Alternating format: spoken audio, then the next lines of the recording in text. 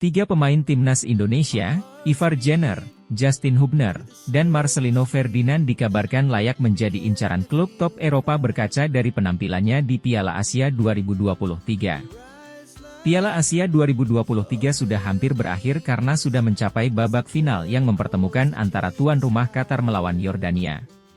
Ajang ini pun mendapatkan sorotan dunia, bahkan beberapa pemain muda yang ikut tampil diprediksi bisa menembus klub top Eropa. Melansir dari laporan ESPN, ada tiga penggawa skuad Garuda yang disorot. Mereka adalah Ivar Jenner, Justin Hubner, dan Marcelino Ferdinand. ESPN tidak sungkan memuji penampilan Marcelino Ferdinand bersama timnas Indonesia di Piala Asia 2023. Meski usianya baru 19 tahun, ia selalu bermain dalam 4 laga. Gelandang KMSK DINZE ini berhasil menyumbangkan 1 gol serta memiliki statistik apik. Gelandang 19 tahun ini bermain di berbagai posisi dan memimpin statistik dalam tackle, take on, dan tembakan dari permainan terbuka. Menurut Opta, ia hanya kalah dari Jenner dalam perolehan bola, tulis laporan ESPN. Selanjutnya ada Ivar Jenner yang juga tampil mentereng di lini tengah skuad Garuda. Gelandang berusia 20 tahun juga disorot karena selalu tampil dalam 4 laga. Selain itu, karir Ivar Jenner disorot karena sudah bermain di FC Utrecht dan bisa saja menjadi incaran klub elit di masa mendatang. Terakhir adalah Justin Hubner yang kini bermain untuk Wolverhampton Wanderers.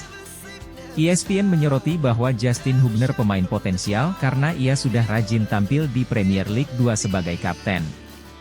Bahkan bek muda ini pernah masuk tim senior, tapi belum merasakan debut.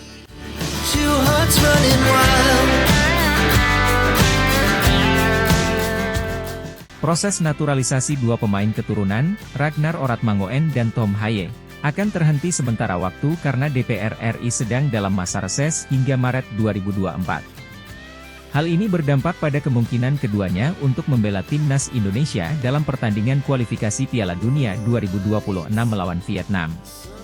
Meskipun proses naturalisasi Ragnar dan Tom Haye sudah selesai di pemerintah, langkah selanjutnya adalah memperoleh restu dari DPR RI melalui Komisi 3 dan 10. Namun, karena DPR sedang dalam masa reses, proses tersebut tertunda. Exco PSSI, Arya Sinulinga, menjelaskan bahwa situasi ini tidak bisa disalahkan pada siapapun karena jadwal reses DPR sudah ditentukan sebelumnya. Meskipun begitu, PSSI memiliki waktu yang terbatas jika ingin mempercepat proses naturalisasi tersebut, agar Ragnar dan Tom Haye bisa membela timnas Indonesia dalam pertandingan melawan Vietnam pada Maret 2024. Sementara itu, Nathan Choyaon, rekan setim Tom Haye, tinggal melakukan sumpah WNI setelah mendapatkan kepres, namun klubnya, Swansea City, awalnya tidak mengizinkan. Namun, setelah pindah ke SC Heerenveen, pelatihnya memberi izin agar Nathan dapat pergi ke Indonesia untuk menjalani sumpah WNI. Meskipun terjadi penundaan dalam proses naturalisasi Ragnar dan Haye, Arya tetap optimis bahwa keduanya dapat memperoleh status WNI secepatnya. Mereka juga diharapkan dapat bergabung dengan skuad timnas Indonesia untuk pertandingan melawan Vietnam nanti. Salah satu alasan optimisme ini adalah karena pendaftaran pemain untuk kualifikasi Piala Dunia 2026 zona Asia memiliki tingkat fleksibilitas yang lebih besar dibandingkan dengan Piala Asia 2023, di mana pendaftaran pemain harus dilakukan maksimal sebulan sebelum turnamen dimulai. Arya menyadari bahwa waktu untuk proses naturalisasi Ragnar dan Haye memang terbatas. Namun, upaya akan tetap dilakukan karena pertandingan melawan Vietnam akan berlangsung pada tanggal 21 Maret. Dengan demikian, meskipun waktu terbatas, PSSI akan berusaha keras agar Ragnar dan Haye dapat segera bergabung dengan timnas Indonesia untuk memperkuat skuad dalam pertandingan penting melawan Vietnam. Direktur Utama PT Liga Indonesia Baru, LIB, Ferry Paulus, menyatakan bahwa telah melakukan pertemuan dengan PSSI untuk membahas masalah pemanggilan pemain ke depannya terkait persiapan Timnas Indonesia U23 untuk Piala Asia U23 2024. Ferry mengakui bahwa situasi terkait turnamen tersebut agak rumit karena tidak masuk dalam agenda FIFA, sehingga klub tidak memiliki kewajiban untuk melepas pemainnya ke tim nasional. Ferry menekankan pentingnya kompetisi yang baik dalam menghasilkan pemain timnas yang baik, dan dia berharap agar isu terkait pemanggilan pemain tidak semakin menjadi liar. Menurutnya, kebutuhan timnas itu penting, terutama dengan tujuan akhir menuju Olimpiade. Meskipun telah mendapatkan gambaran terkait pemain yang akan dipanggil, PT LIB masih menunggu kabar resmi dari PSSI mengenai siapa saja pemain yang akan dipanggil. Ferry menyampaikan bahwa diskusi telah dilakukan terkait timeline kompetisi, namun Liga 1 tidak mungkin diliburkan karena Piala Asia U23 berlangsung pada bulan April hingga Mei, yang merupakan masa krusial di Liga. Ferry juga membahas opsi untuk diliburkannya Liga 1 selama perhelatan Piala Asia U23, namun menyoroti konsekuensi finansial yang besar yang akan timbul jika kompetisi tersebut diliburkan. Dia mengungkapkan bahwa tambahan biaya yang harus ditanggung cukup besar, termasuk biaya operasional klub dan gaji pemain. Ferry menyampaikan bahwa konsekuensi finansial tersebut telah dianalisis bersama-sama dengan klub dan bahwa tambahan biaya tersebut akan mencapai sekitar 100 miliar rupiah jika kompetisi mundur selama 1 bulan. Ferry menegaskan bahwa Liga Indonesia baru tidak keberatan untuk mendukung kepentingan timnas dengan meliburkan kompetisi, namun menyadari bahwa hal tersebut akan mengakibatkan beban finansial yang signifikan bagi klub. Timnas U23 Indonesia akan menjalani pemusatan latihan, TC, di luar negeri jelang tampil di Piala Asia U23 2024. Skuad Garuda Muda akan berangkat ke luar negeri setelah pelatih Shin Tae-yong memimpin timnas Indonesia yang bertanding melawan Vietnam. Anggota Exco PSSI, Arya Sinulinga, mengatakan PSSI masih belum bisa menyebutkan berapa lama timnas U23 Indonesia TC di luar negeri. Federasi Sepak Bola Indonesia itu harus melihat terlebih dahulu agenda-agenda timnas Indonesia. Dalam waktu dekat ini kami akan atur berapa lama timnas U23 Indonesia TC di luar negeri.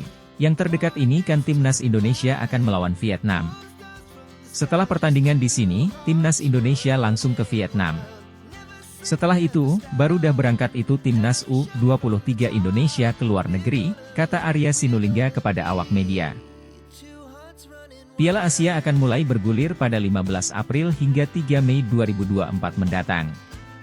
Fakta menarik kualifikasi Piala Asia U23. Dirangkum dari berbagai sumber, Kamis, 14 September 2023, berikut ini berbagai fakta menarik babak kualifikasi Piala Asia U23 bagi timnas Indonesia. Berikut adalah beberapa fakta menarik dari babak kualifikasi Piala Asia U23 untuk timnas Indonesia. Poin sempurna, timnas Indonesia berhasil meraih poin sempurna dalam babak kualifikasi dengan mengalahkan China Taipei dan Turkmenistan. Mereka bergabung dengan 5 tim lainnya yang juga meraih poin sempurna. Tim debutan, timnas Indonesia menjadi satu-satunya tim debutan di Piala Asia U23.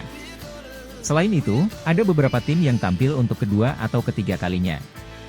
Tiket ke Olimpiade Paris, Piala Asia U23 di Qatar juga menjadi kesempatan bagi tim untuk mendapatkan tiket ke Olimpiade Paris mendatang. Ada 3 tiket yang diperebutkan pada ajang tersebut. Total gol, dalam 54 pertandingan kualifikasi, tercipta total 206 gol. Rata-rata, terdapat 3,81 gol dalam satu pertandingan. Top skor timnas Indonesia, Marcelino Ferdinand dan Pratama Arhan menjadi top skor bagi timnas Indonesia U23 pada fase kualifikasi. Marcelino mencetak 2 gol dalam kemenangan besar atas Taiwan, sementara Arhan mencetak 1 gol ke gawang Taiwan dan Turkmenistan. Banyaknya pemain yang mencetak gol, terdapat 9 pemain Indonesia yang mencetak gol selama babak kualifikasi, termasuk Marcelino dan Arhan. Clean sheet, Indonesia merupakan salah satu dari beberapa negara yang mencatatkan clean sheet dalam laga kualifikasi, bersama dengan Thailand, Uni Emirat Arab, Yordania, Korea Selatan, dan Jepang.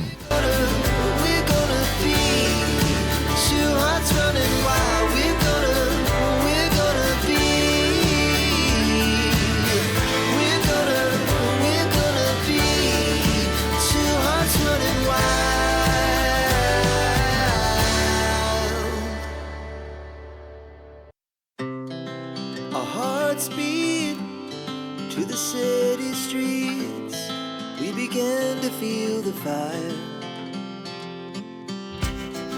We rise like tall buildings as the chemicals they take us higher.